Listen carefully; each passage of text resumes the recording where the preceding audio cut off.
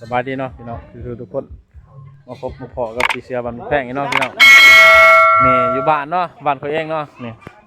ทำงานเขากำลังลกเป็ดเนาะว้าวจอยเพิ่นเนี่ย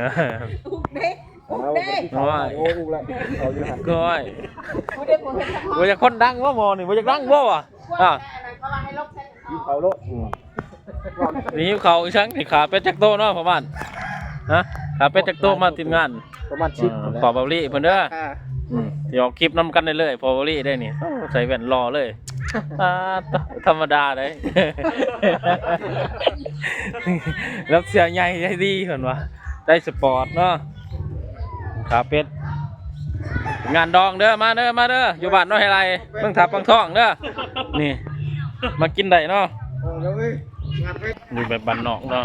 มีต้นใหม่ต้นยังธรรมศาสตร์บ้านเมืองเฮานี่เรือมาอ่นเธอเห็ดยังไว้อ่น